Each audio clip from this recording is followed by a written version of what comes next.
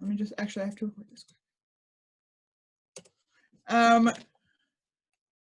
We just have to make sure we record this 1 second. I got it started, Stephanie. Cool, thank you. Okay, so let's start. Transition training. So thank you all for coming.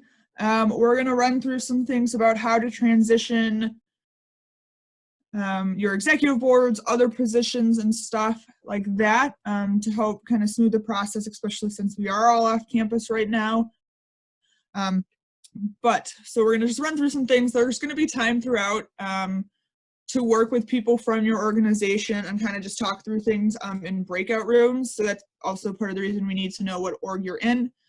But if at any point you have any questions, just send them in the chat. It's going to be easier if you send it through the chat than trying to talk, because it may not always come through or get interrupted. So questions, just ask in the chat. All right.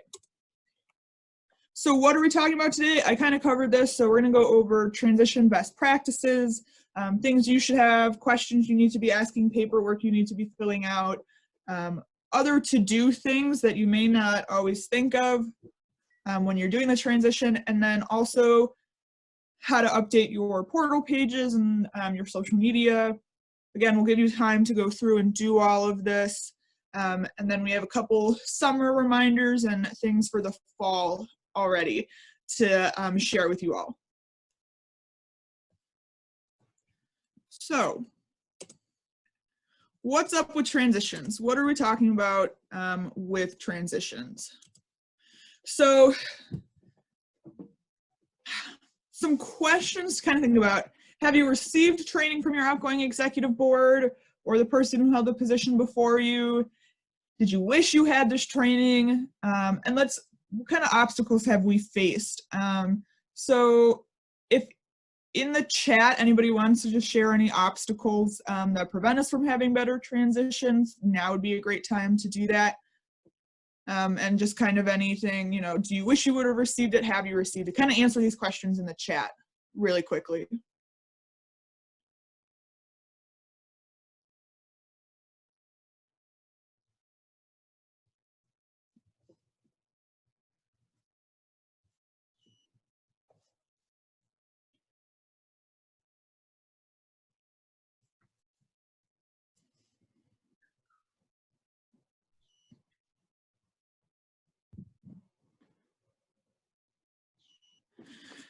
So yeah, Sydney mentioned that one obstacle is finding the right time where everyone can meet. That's probably one of the biggest obstacles we see is just getting everybody together. So that's a good one. Other ones, just to kind of help move things along. Oh, April says, think about it too late. Yep, and struggling to do it when everyone's focused on finals and projects. Yeah. And I know this presentation is coming kind of right before finals too.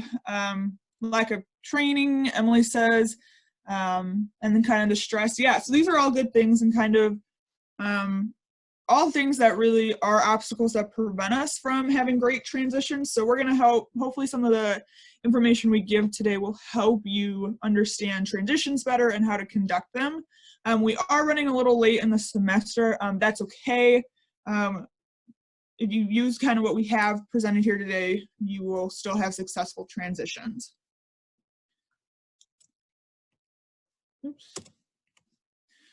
Okay, accomplishing transitions. So how are we going to do this? So transitions are always kind of a difficult, tough thing because we have new people coming in. Usually we're doing it towards the end of the year. We have a lot going on. So even in the professional world, this is something that we see as tough sometimes, but there are a couple things we can do to help ease the process. So first, start these discussions early on. You can kind of do this as you are doing your elections and just kind of, you know, letting people know this is kind of what this position entails. Here's kind of what's coming up. So you can have those conversations right away. You don't need to wait for a specific moment in the semester to do this. You can start having these conversations as early as necessary. Creating a solid transition training And those opportunities can help build stronger new leaders. So this kind of is where it comes in the part of providing a time and place for everybody to meet, and for everybody to have that time. As mentioned earlier, one of the big obstacles is not having that time. So we can create that, and we can create a solid transition process, which we'll go over in a little bit. That's really going to help make it a smooth transition from new leadership. And then kind of think about what can be gained from having better transition procedures. So we've talked about how this lack of training is stressful, and it doesn't really, prepare you, and you're not really sure, and it just leads to more chaos through the year.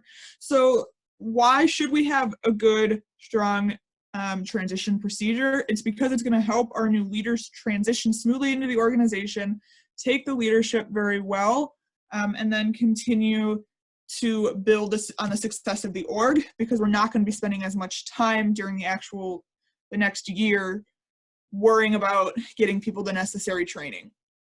So just keep that in the back of your mind as we're always working with trainings and transitions, why we want it to be good. So what can you really do with transitions? So there's a couple of things. First is create position binders. This is a great way for record keeping. Record keeping is what's really going to help everybody who comes into the position understand what the position is about and understand what their role in the organization is. So this is a great place to keep, for treasurers, for example, keep all the receipts, requests for payments, things like that. Keep a description of your constitution in there. And stuff like that. And so those position binders are really going to help ease the transition, because you're already going to have everything that you need laid out in the binder. Make sure you're sharing passwords, contact information, and other notes all in one location. So if you're going to create the position binder, have a page in there that has all of the passwords, advisor information, and so forth. If everybody in your group has access to these passwords and stuff, put it in one shared drive. But make sure that everybody has these access to these types of things. Get the previous person's contact info so you can ask questions. While we do transitions, in a meeting, there are things that come up that we can't always cover in this one-time meeting. So make sure that you are in contact with the person who you are transitioning to or who had the position before you. Having that previous person's contact information allows that connection to still be there. You're the one who has the expertise in the position, so you can continue to pass that down throughout the year as random things kind of come up that you maybe didn't get a chance to cover in your meeting. And then focus on successful methods. What can you do to set up the incoming team or the incoming person for success? So with this, really think about what would have been helpful for you when you came in. Did you need that binder? Did you need a calendar already made? What did you need? And kind of start working on those things to help the new incoming officer or committee be prepared. So just kind of think, what could I have done? What should I do? What have we developed this year that would be beneficial for them?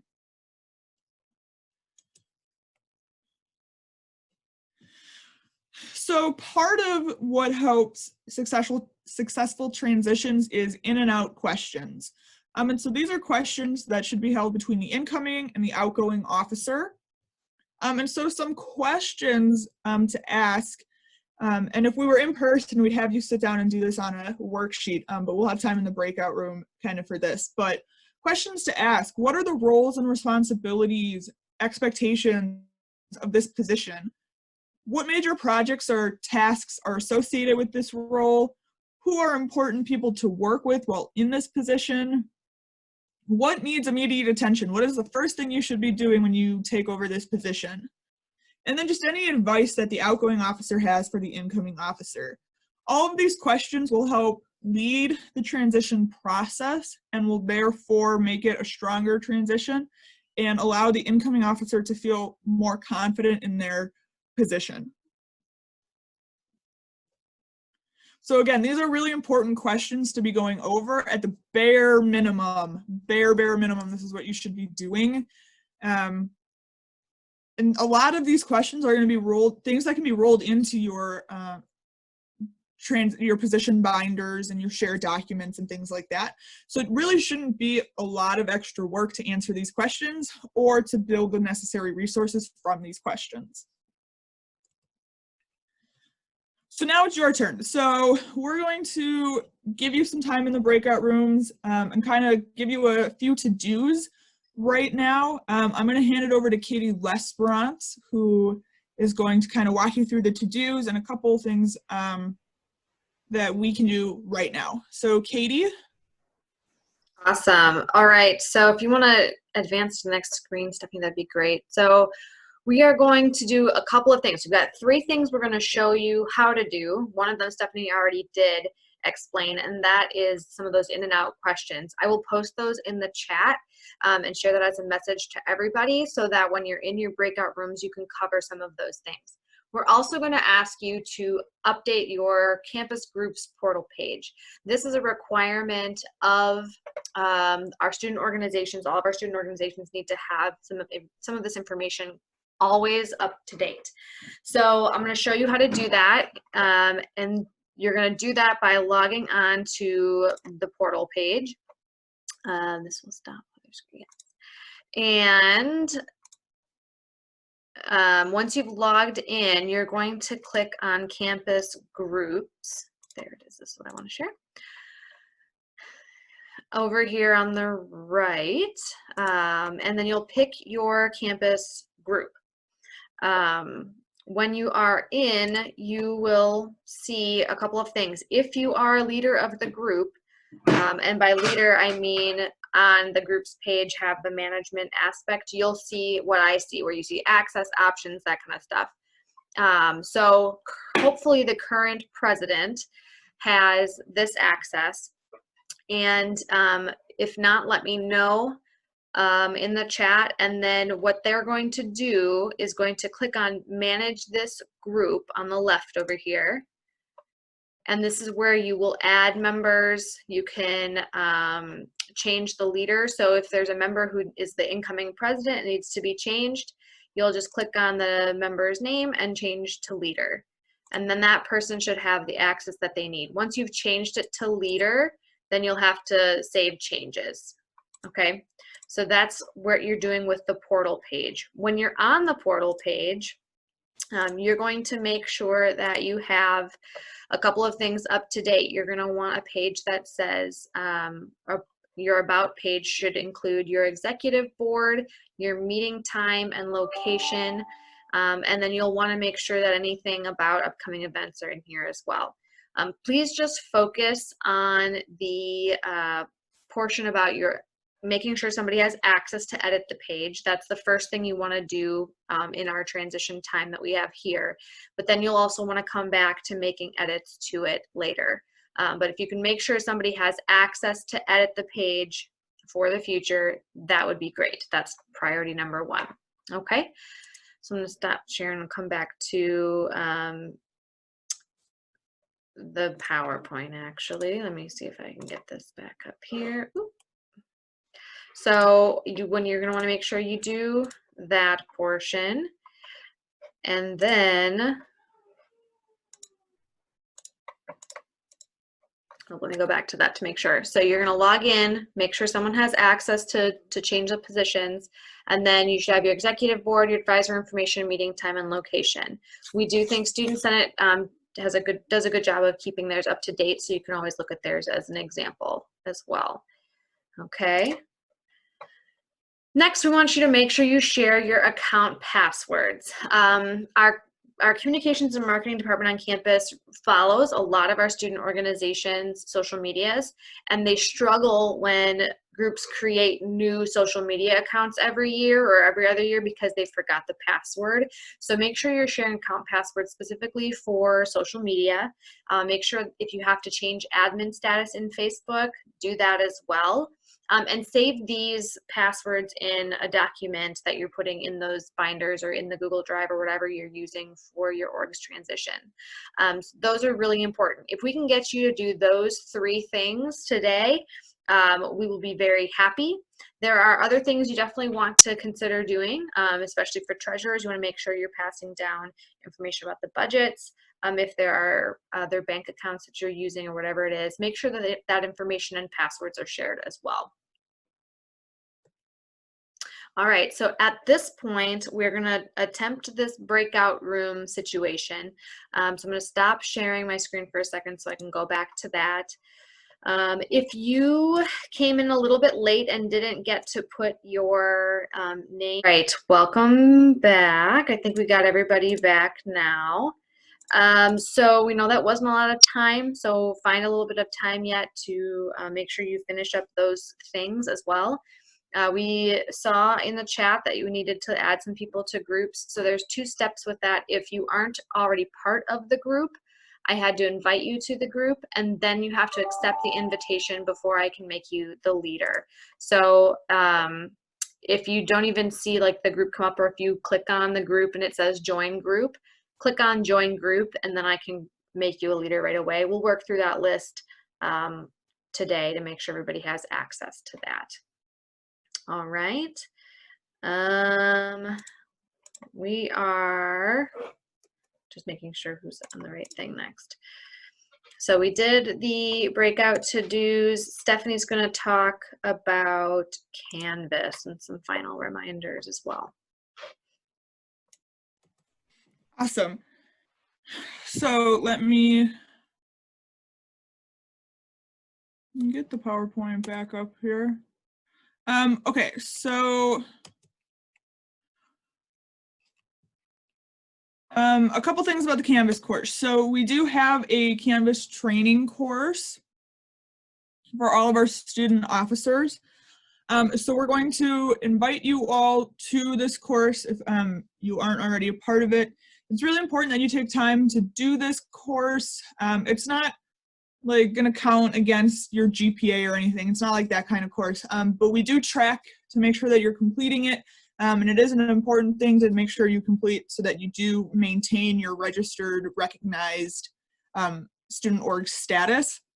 And so we just go through a couple things. I'll show you the course in a minute, but it's really gonna help answer a lot of your initial questions with being a new leader on campus. And so we will add you all when we get the end of year report and rosters. And we'll talk more about the end of year report in a minute here. So let me stop sharing that screen and let me share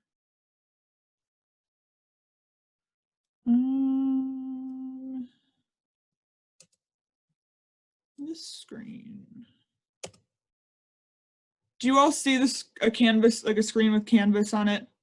Can someone just say yes or no in the chat? Yep. Okay, cool. Just want to make sure.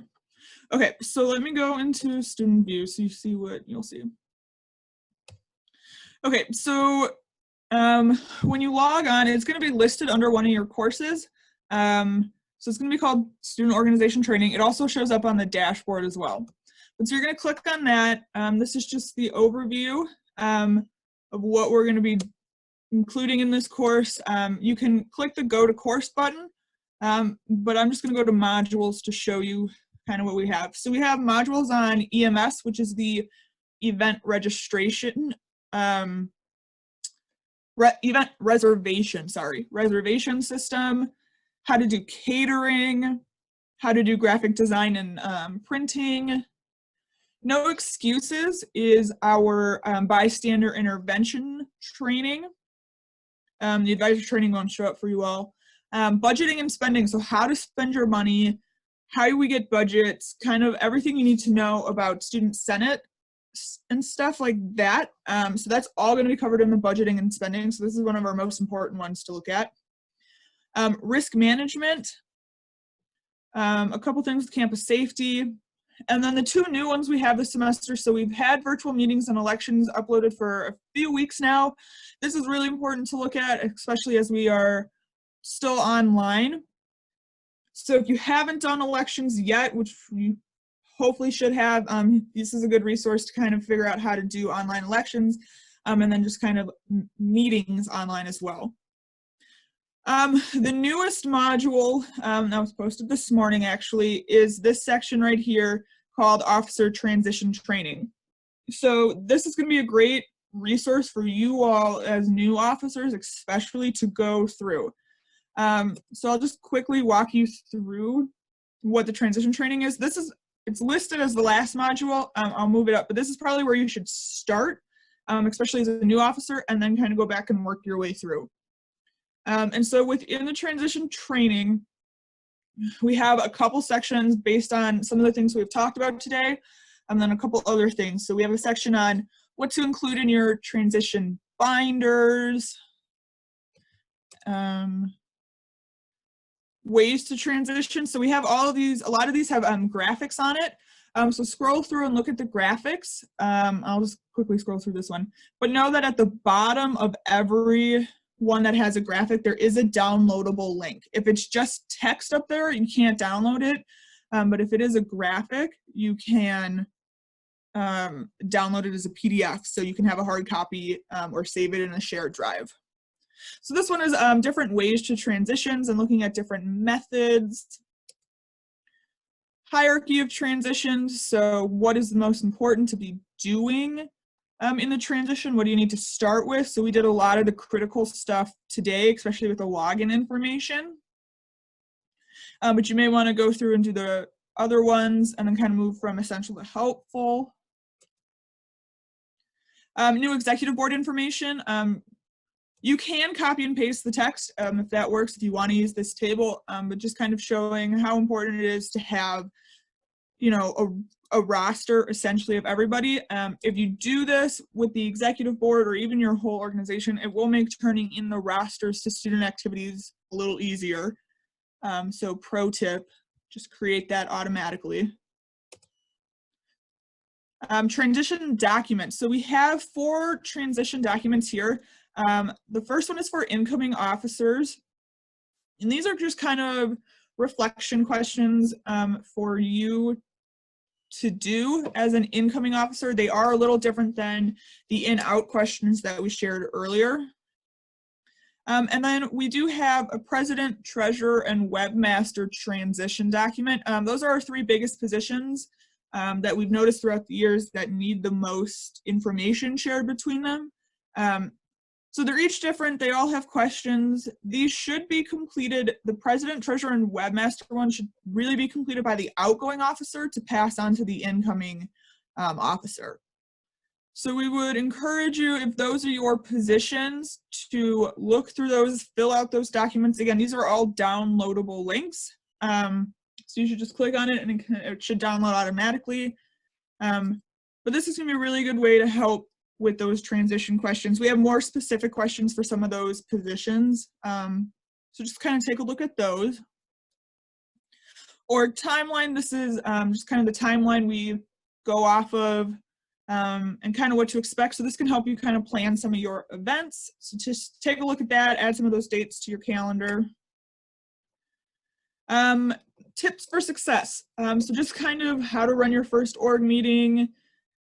And then again, we have specific positions that we gave tips for because these are a lot of the common questions we get in student activities. And so we've gone ahead and answered some of them for you right there.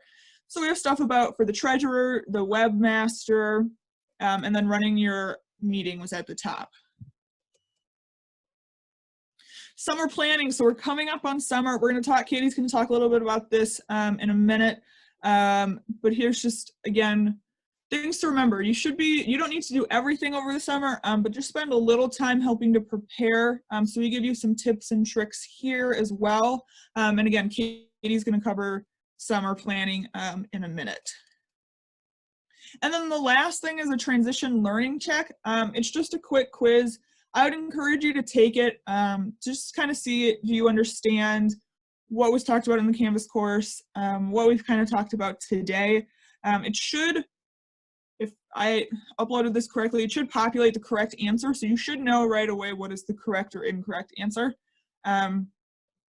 So with that being said, that was the last module we have listed here, but I'll move it up. But this is something you should probably start with when we get you added to the Canvas course, and then just continue to work your way through to learn more about how the systems and that we use on campus. And again, we will try and get those added to or get you added to those as soon as possible. It all depends on when the end of year reports get turned in. So with that, let me bring back the PowerPoint.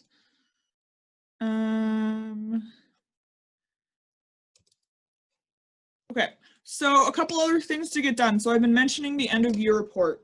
So this is due on May 6th. The link for this went out in our org news, in our latest org newsletter. I'll send another email with the link again, but this is really critical for you to fill out and make sure that your org has. This is how we're going to get all the updated information about your new org. Who's the new president? Who's the new treasurer? So that's where you can list all of your positions for us, and then we'll make sure everybody gets into that Canvas course. We'll update our records, update our listservs. So if you don't fill this out, we're going to still be contacting all of the people from this previous year. So it's really critical that we get all of this so we have up-to-date information and that we can share with other campus professionals, such as the Student Affairs Office, so that they also know this information. On this end of year report, it's just a Google form, so it's super easy to fill out. So we're going to ask for the positions, advisor information, anything else that you need us to know as well. We've added that section this year. So again, this is really critical to do and complete, but it's super easy. We're asking to have those in by May 6th. Otherwise, we will be bugging you over the summer until we get that information. So if you don't want to hear from us consistently over the summer, every day, make sure you turn that in by May 6th. And then finally, start thinking about the involvement fair and kind of start thinking about fall semester and what we're going to do. What you're going to do as your org, how you're going to present yourself, what do you need for that. Katie will talk a little bit more about involvement fair in a minute. But these are our two big things that you need to get done. So finish those essential transition things, sharing the passwords, updating websites and portal pages. And then complete the end of year report. We only need one per org. And then start thinking about the involvement fair and what you're going to do. All right, so I will hand it back to Katie, who will talk about things for summer, and then the org or the involvement fair. So Stephanie's mentioned quite a few things already for summer. I think some big things to remember. We need you to be paying attention to your email and to social media from student activities. That's going to be our main mode of communication, and there will be some very important things that we need to share with you come for fall, because obviously we missed you all this spring. We want to make sure that you're prepared for whatever fall holds for us. So please be paying attention to your campus email, or give us whatever email you are actually going to be checking. And then make sure you're following our student activities social media accounts. Both our Facebook and Instagram are updated pretty much every day, and we put a lot of information out there that can be helpful, reminders to check emails and various things. So make sure you're doing that. We will send out signups for org conference. And however we're going to be doing that, we'll do some training at the beginning of the year. So we'll send that out over the summer. So new officers be watching for that. And then prepping for involvement fair. There's technically a sign up for involvement fair, but as a requirement to be a registered student organization, all of our organizations are supposed to participate in involvement fair. Dates are changing a little bit for that because Labor Day is falling more within the calendar or academic year rather than before during move-in. So we'll be doing that on a Thursday this year. So just be watching for that. And then start planning your fall, which also means paying attention to budget things. So if you haven't seen the information from Senate, your budget allocations have remained the same from this past year for fall. And if you need additional funds, you'll do the request for funding process at the beginning of the fall year. If you are a new student organization and didn't have an actual budget allocated to you, you will have then $750 allocated for your organization if you were a new student organization. So if you've got questions about that, please let us know, but you should be planning a budget out for how you want to spend those things and what else you might need. And then also get in contact with us if you plan on making any orders.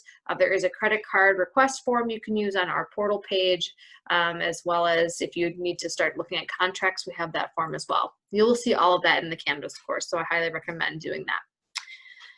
Okay, next slide for me, Stephanie, if you don't mind. The next thing to think about too is to really pay attention to what your communication with your advisor is like. Oftentimes we see during the summer months, when we get the end of the year report back to us, people change their advisor without really either notifying an old advisor, or they just changed it because they didn't know who their old advisor was. So if you don't know who your organization's advisor is, please let us know so we can tell you, rather than you just changing them without everybody knowing. So pay attention to that for summer. And then involvement fair. So really paying attention to if you're getting things printed, if you want to do a mailer, if you're ordering freebies, please let us know so we can help you with that, and then also kind of manage expectations about how many to order as well. And keep in mind, involvement fair when we're outside is always windy. So you might not want to have just paper items hanging around. If you want clipboards, whatever it is, let us know what we can do to help you with that. But just keep in mind logistics for the involvement fair as well. All right, I think that's it for that. So Stephanie's gonna thank you all for coming. I'm thanking you all for coming too while she gets unmuted. But put anything in the chat or send us an email if you need help. We did add some access to the groups for the campus groups, so check that before you leave from today so that you can see if you need to be then added in, or if you need to request to be a member first. Please make sure you're checking that. It should come through your email or through the groups page. Yeah, so thank you all again for attending. We have recorded the session, and so once we get the recording saved, we'll upload it, so you can watch this again if you need to. We will, again, get you added into the Canvas course as soon as possible, so make sure you're submitting the end-of-year reports. Otherwise, if you are a new group, we are working on establishing your portal pages to begin with, but yeah, make sure if you don't have access, you let us know. Leave any questions in the chat and we'll answer them. But otherwise, that is all we have for today. So thank you again for attending. Thanks, everybody. We missed you.